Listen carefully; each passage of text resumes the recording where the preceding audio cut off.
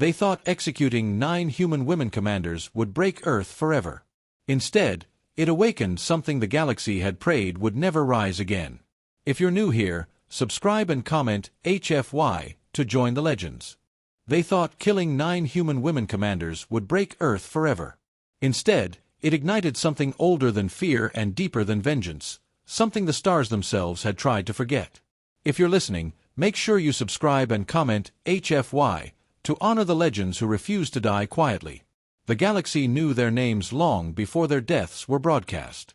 Commander Lyra Vance, the strategist who ended 3 wars without firing a shot. Admiral Hannah Solari, whose voice alone could steady an entire fleet. Colonel Mira Thorne, who held a collapsing front for 9 straight days without sleep. Captain Rayla Tren, who evacuated an entire moon under enemy fire. General Elia Ward, feared even by the void beasts of the Perseus Rift. Tactician Juno Hale, whose predictions were so precise enemies thought she could see the future. Commander Sarah Nix, the youngest to ever lead an orbital armada. Marshal Rana Idris, whose presence on any battlefield meant certain victory. And High Commander Kayla Reese, the woman every soldier in the Allied fleets called Mother of Humanity's Shield. These 9 were more than leaders, they were symbols carved into the bones of Earth's pride. And that was exactly why the Zyran Dominion wanted them dead. They didn't capture the 9 commanders through victory, but through treachery.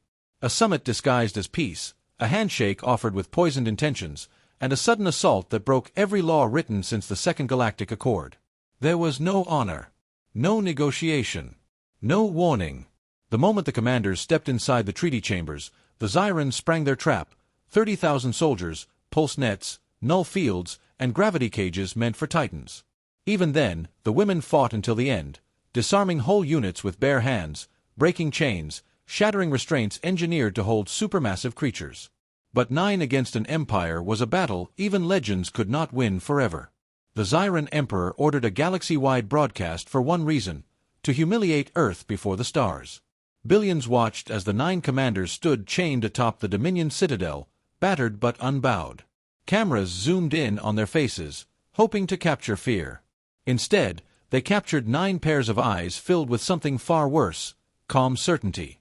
Every species watching felt it in their bones. These women were not defeated. They were recording their final warning. When the executioner approached, High Commander Kayla Reese raised her head and spoke her last words, clear and steady: "You will regret this. Not today, but soon. And completely." Her voice traveled across the galaxy like the toll of a war bell. And then, 9 shots. 9 falls. 9 silences. The galaxy gasped. Every empire, every republic, every neutral observer waited for Earth to scream, to declare war, to demand justice. But Earth said nothing. Not a whisper. Not a sigh. Not even a flicker of anger. And that silence terrified everyone.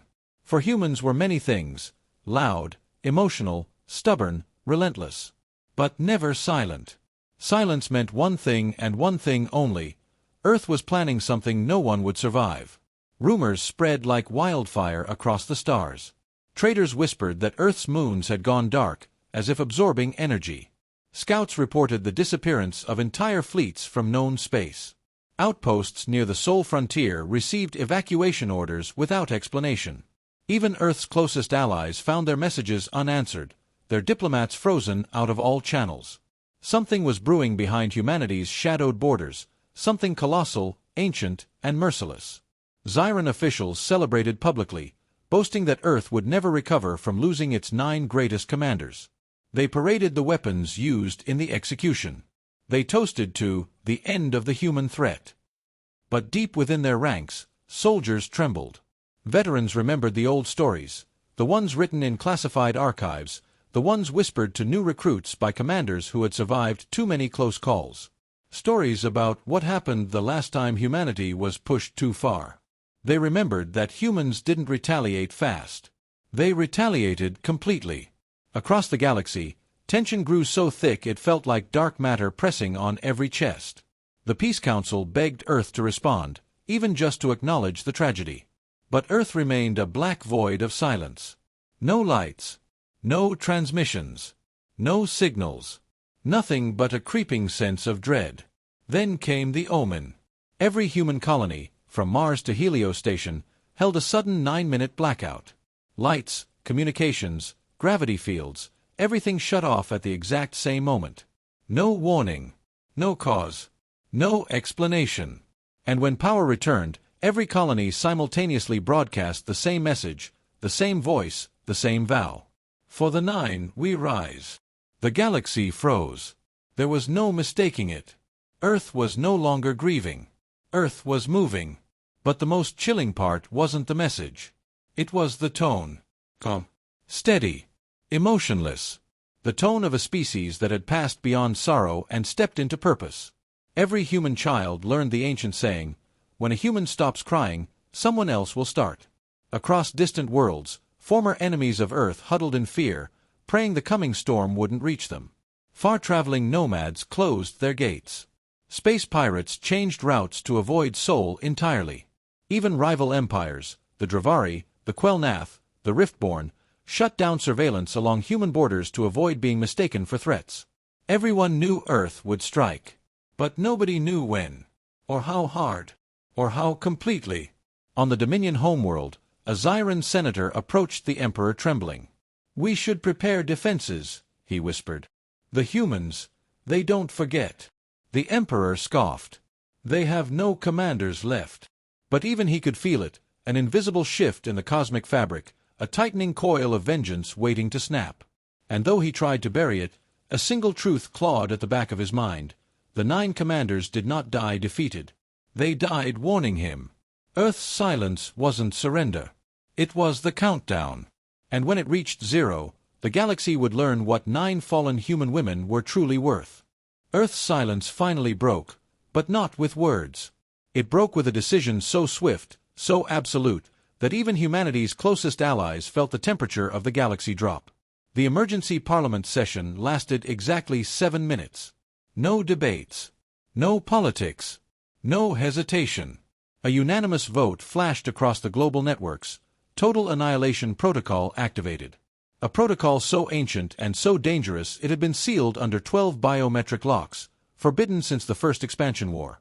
It was created for one purpose, to erase the enemy responsible for an unforgivable act. Earth did not call it revenge. Earth called it balance.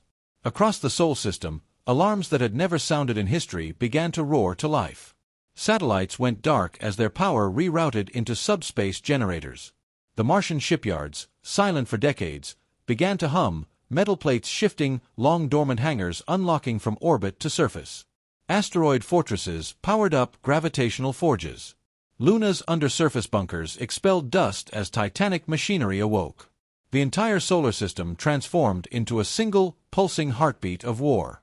But this time, humanity wasn't deploying the usual fleets.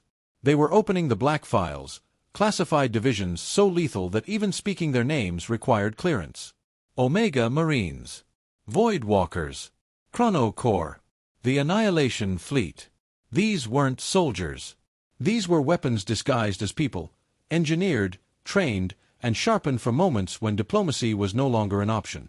Omega Marines were the first to answer the call. Towering, genetically perfected humans who had survived training environments with gravity so intense their bones nearly liquefied. Their armor wasn't built, it grew, an adaptive alloy that fused to their skin, reading pulse, emotion, and battlefield data in real time.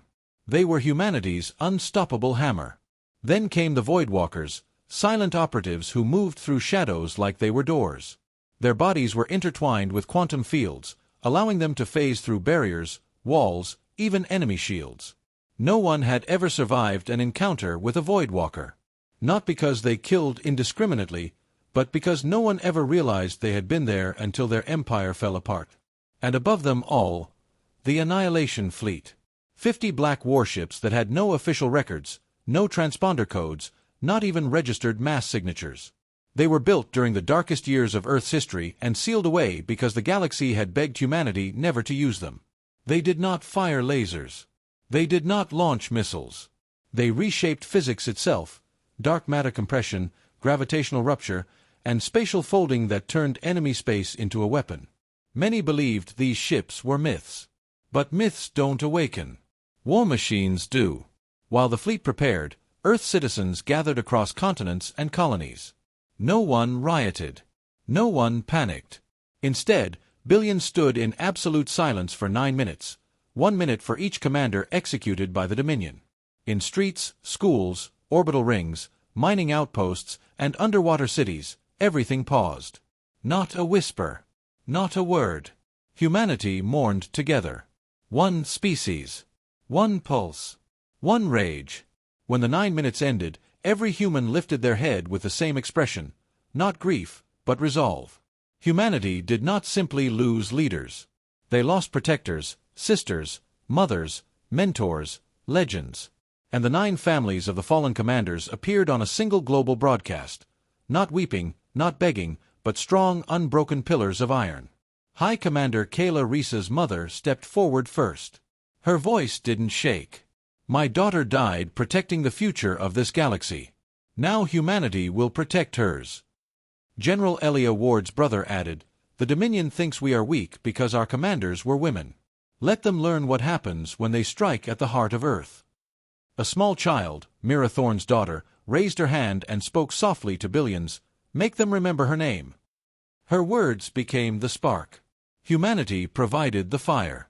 Then Earth sent a single message to the Zyran Dominion, one sentence, no ornament, no negotiation. You executed 9 of ours. We will erase 9 of your worlds before sunrise. Across the galaxy, every species felt the chill. Those words weren't shouted. They weren't emotional. They were factual, tactical, mathematical, like stating the time of day. And it was that lack of fury that terrified the galaxy most.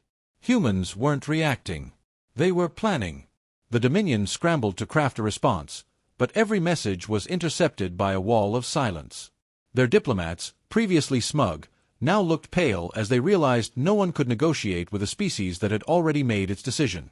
The Emperor issued a public broadcast claiming Earth was bluffing. But behind the polished speech, his trembling hands betrayed the truth. Meanwhile, Earth's military AI, Orion, calculated the strike plan.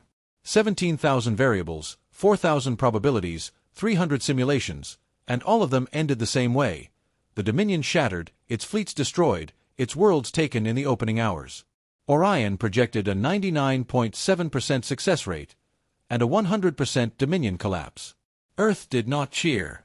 They simply prepared. Quantum gates opened across the system, shimmering like wounds torn into reality. Black warships slipped through them like shadows escaping a deeper darkness. Omega Marine battalions marched in silence, boarding carriers with precision that felt ritualistic. Voidwalkers vanished before reaching their transports, entering the battlefield long before the battle would even begin. Humanity moved with one mind, one purpose: to restore balance to a galaxy that had forgotten why Earth was feared. Allies begged Earth to reconsider. Peace factions sent desperate pleas. Entire councils offered to intervene diplomatically. Earth acknowledged none of them. The Dominion had crossed a line not measured by treaties or politics, but by something far older: human morality, human loyalty, human fury. 9 commanders were gone. But 9 billion soldiers stood ready to replace them. Across the stars, 1,000 empires watched as the human armada began to deploy. A force so massive the night sky itself seemed to bend around their formation. And every species remembered the same ancient warning carved on the ruins of the First Galactic War. If ever Earth marches silently, pray you are not in their path. The silence was over. Humanity was marching. The Dominion's generals tried to calm their trembling soldiers, insisting Earth was nothing more than an overconfident deathworld species with loud voices and fragile pride. But their words died the moment the first anomaly appeared on their border sensors, a ripple in space, silent and cold, bending light like a predator inhaling. At first, they thought it was a malfunction. Then it multiplied. 1 ripple became 5. 5 became 100. And suddenly, space tore open as if reality itself stepped aside in fear. The Annihilation fleet emerged without a sound. Not a single engine signature, not a spark of radiation, not a tremor of detectable propulsion. The Dominion's entire sensor grid, 3,000 satellites built to detect even microscopic threats, registered nothing. The ships looked like pieces of night carved into metal, absorbing every photon that dared touch them. Zyran commanders whispered in horror, "How do we fight something that space itself obeys?" The fleet did not send warnings, did not contact Dominion Command, did not even adopt a formation. They moved like a living shadow drifting across the void, calm, steady, inevitable. On the Dominion's forward defense world of Telekar, soldiers scrambled into position. They activated shield grids, planetary cannons, interceptor swarms, every defensive measure their empire had ever engineered. The Zyran Emperor himself appeared on their command screens, shouting for courage, telling them Earth's power was exaggerated. But courage is hard to maintain when the enemy's ships refuse to appear on sensors until they are already overhead. Then it began. Omega Marines dropped first. No pods. No capsules. Just bodies hurtling from orbit like iron meteors. As they plummeted, their armor assembled itself around them, plates locking, systems igniting, weapons sliding into place. Dominion soldiers looked up to see fire streaking across the sky, thinking it was bombardment. But the fire had arms, legs, eyes burning with purpose. The first Marine landed so hard he cracked the bedrock beneath the Dominion capital's outer gate. The shockwave alone threw hundreds of enemies off their feet. Before the dust even settled, dozens more crashed down in perfect synchronization, forming a line of living tanks, unstoppable and untouched. Every Dominion weapon turned toward them. Plasma cannons roared. Pulse rifles flashed. Artillery thundered. When the smoke cleared, Omega Marines stood exactly where they had landed, unmoving, unharmed, their armor glowing with absorbed energy. The Dominion's strongest weapons were nothing but fuel to these living fortresses. And then the Marines charged. Humanity's hammer struck with a force that left no room for resistance. Every step collapsed metal. Every swing shattered ranks. Every breath carried the fury of a species united in vengeance.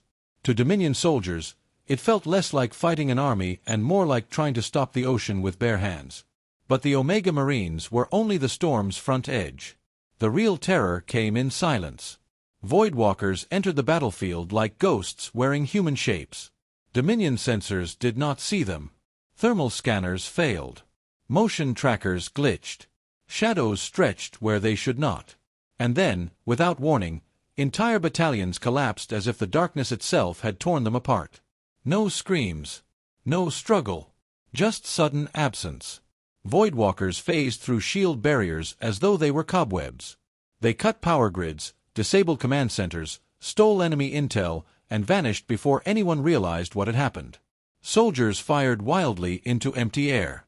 Officers barked orders to units that had already died 10 seconds earlier. It wasn't a battle. It was a dismantling. Dominion commanders tried to retreat into underground bunkers, but the ground beneath them flickered. A Voidwalker stepped through the floor like emerging from water. The bunker commander dropped his weapon, hands shaking. "What are you?" he whispered. The Voidwalker only replied, "A consequence," before the Dominion command network went dark. Above, the Annihilation fleet began its true work. The flagship Erebus activated its graviton core, creating an invisible well so dense that Dominion ships were dragged out of formation like leaves pulled into a whirlpool. Their engines screamed, metal hulls groaning as gravity twisted around them. Some imploded. Others bent into shapes no ship should ever take. The ones that remained were cleaved apart by space-folding blades, slashes of compressed vacuum that sliced through capital ships as if cutting paper. Every Zyran officer watching from orbit whispered the same prayer, "This is not war, this is punishment." Telekar fell in 11 minutes. The Dominion's proudest fortress world, equipped with the galaxy's most advanced defense grid, reduced to silence in less time than it took to broadcast an alert. The survivors, shaking and wide-eyed, offered surrender. Humanity accepted it. Civilians were escorted unharmed. No child was touched. No home was burned. Earth's fury was precise. But to the Dominion's military, no mercy came. The second Dominion world fell in 20 minutes. The third in 17. The fourth in 9. And with each fall, reports spread across the Empire. Reports of humans who did not tire, ships that did not appear on sensors, weapons that did not miss. Dominion officers cried out in panic. They aren't soldiers, they're demons wearing human skin. More chilling were the whispers among neutral species watching from afar. We knew humans were dangerous, But we never knew they were gods. By the time the Eighth Dominion world collapsed, fear had consumed the Empire. Governors fled. Armies deserted. Civilians begged their leaders to surrender fully before humanity arrived for them next.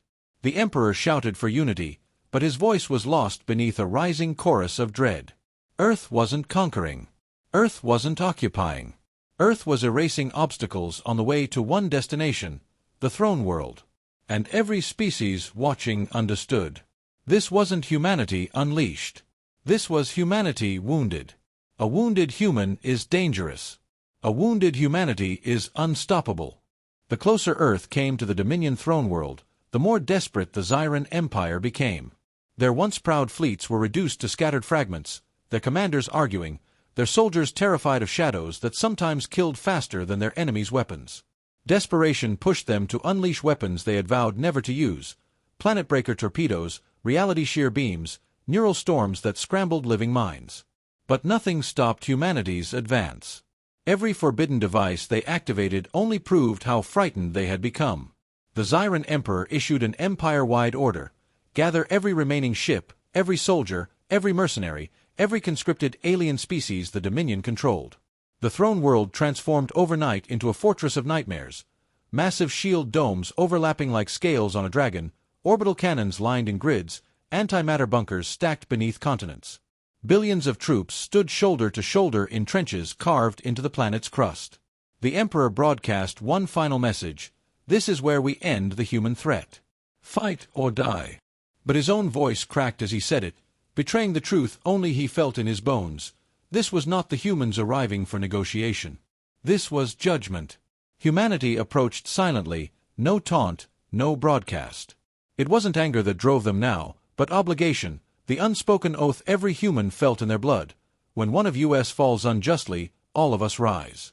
Every ship in the Annihilation fleet aligned into a single, terrifying formation. They didn't bother to cloak. They wanted the Dominion to see. Wanted them to understand the magnitude of what was coming.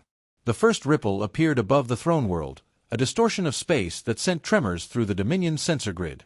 The Emperor watched in horror as 3 words appeared on every device in his palace.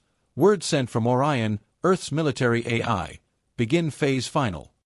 Dominion tacticians screamed to brace for attack. The attack didn't come. Instead, everything went quiet. Not a glitch. Not an EMP. A deliberate, unnatural silence. Dominion satellites stopped transmitting. Shield diagnostics froze. Orbiting drones fell still.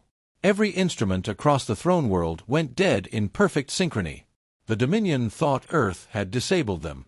They were wrong. Space was holding its breath. The humans arrived in a single movement, the Annihilation fleet descending like the eclipse of a dying sun. The Dominion's final armada, tens of thousands of ships, opened fire in panic. Energy beams, missiles, nuclear lances, gravitational spears, all erupted in a frantic barrage so bright it turned the sky white. But none of it connected. The attacks curved away, swallowed into small distortions around Earth's ships. The Dominion's strongest weapons weren't being blocked, they were being ignored by physics itself. Fear turned to hysteria. And then humanity struck. The fleet unleashed a shockwave, not explosive, not destructive, but dimensional. A silent pulse that folded space around the Dominion's orbit, trapping their ships as if reality itself had clenched a fist. Dominion warships bent, their metal shrieking as the laws of the universe distorted. Entire fleets shattered as though crushed by an invisible hand. Omega Marines dropped through the atmosphere in coordinated waves, their armor glowing with the accumulated energy of 1,000,000 absorbed shots. They hit the ground like descending titans, cutting through defenses that had taken decades to build. Dominion soldiers fired until their weapons overheated, but nothing slowed the Marines. These humans moved with purpose, not fury, cold, efficient, unstoppable. Voidwalkers appeared in every critical structure. Palace hallways flickered as shadows grew teeth. Generals found their command rooms empty as data vanished into silence. Diplomat chambers were discovered abandoned, their occupants already bound but unharmed. Earth spared civilians while erasing power. The Dominion's entire chain of command collapsed within minutes. But humanity had not come for the Empire. They came for one man. The Emperor fled through the palace, terrified, stumbling through golden corridors that once symbolized dominion over half the galaxy. He reached the execution platform, the same balcony from which he had broadcast the deaths of the 9 human women commanders. The place where he had smiled as shots echoed across the galaxy. The place where humanity's wound began. He found someone waiting. Not a Marine. Not a Void Walker. A woman. General Mira Thorne's sister stood there, armored not as a soldier but as a citizen of Earth, carrying a single data tablet containing the Emperor's crimes. She had demanded the right to confront him, not to kill, but to witness the moment justice arrived. "You know why we're here," she said quietly. The Emperor dropped to his knees, trembling. "Mercy," he croaked, voice breaking. "Humans, you must have mercy." Her eyes were cold steel. "You executed Mercy 9 times." He begged, crawling toward her, but she stepped back. "Your fate isn't mine to choose. Humanity decides together." Behind him, a shadow rose, an Omega Marine, towering, silent. The Emperor gasped at the enormity of the figure, at the black armor glowing like a living void. "Please," he whispered. "Don't kill me." The Marine bent low enough that the Emperor could hear the hum of his power core. His voice, when it came, was calm. "We don't kill former rulers," the Marine said. "We hand them to those you enslaved." The Emperor's scream echoed through the palace. Humanity didn't execute him. They didn't torture him.